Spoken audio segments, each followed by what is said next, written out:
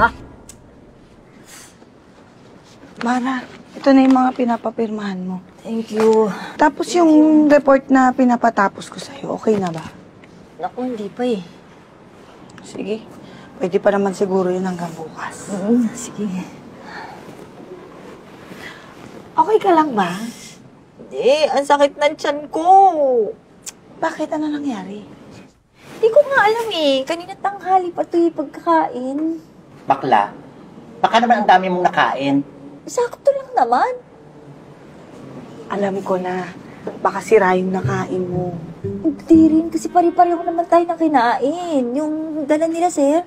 Correct. At saka kung sira yun, dapat pati tayo masakit din ang tiyan natin. Alam ko na nangyari sa'yo. Ano? Diba, binati ka kanina ni Sir. Tapos sabi niya, gutom na gutom pa siya. Oo. O ngayon, Nausog ka. ganon?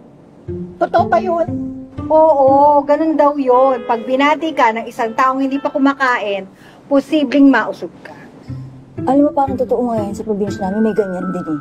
Tapos, sumasakit daw talaga yung tiyan pagka nauusog. Dapat magpalaway ka kay Sir. Ano? Uy, hindi ako nga nakakahiya. Oo nga, nakakahiya kay sir. Ano ka ba?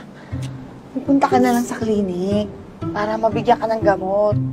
Sa panahon ngayon, uso pa ba yung mga usog-usog na yan? Ha? Oo naman, naniniwala ako doon.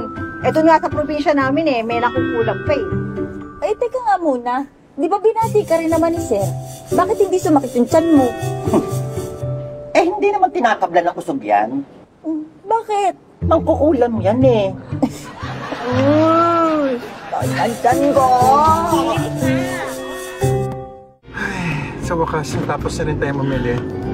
Ang hirap na mamili ngayon, no? Magpapasko na kasi. Oo, at saka sa tagal nating nag-grocery, nakalimutan natin kumain. Mabuti pa umanap ka na makakainin dyan. Ay, doon na lang tayo sa coffee box. Ayoko na kasi mag-mall eh. Ang daming tao. Tsaka baka tusok pa ako mag-shopping. Bakit? Kung matukso ka ba, may pang shopping ka. Eh, wala na eh. Uy, akla, ano masakit pa ba? Oo eh. Ininom mo ba yung gamot na binigyan ng doktor? Oo, kaya lang ganun pa rin, di naman tumalab. Eh sana hindi ka na lang pumasok. Dami kasing gagawin dito eh. Nahiya naman ako kay Janice. Eh paano ka makakapagtrabaho kung ganyan ka? Ayaw mo ba talaga magpalaway kay Sir? Ayoko! Ano ka ba naman? Sobrang nakakahiya yun. Ito talaga. Hindi nga totoo yung mga usog-usog na yan. Ang kulit-kulit mo paulit-ulit. Okay. Eh kung ayaw mo magpalaway, meron pa akong isang option sa'yo. Ano? Eto, ipahid mo lang to sa tiyan mo, herbal to. 300 lang.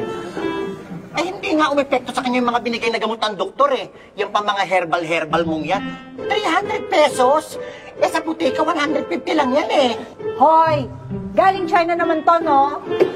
Kahit na. Halika na. Sasamahan na lang kita kay sir. Magpalaway ka na sa tiyan. Akla, ayoko talaga. Alam nyo, kahit na anong mangyari, hindi ako pupunta kay Sir Pipito para magpalaway. Hoy, akala ko ba hindi ka naniniwala sa mga ganon? Hindi nga. Oh. Pero mas hindi ako naniniwala sa mga binibenta mo, no?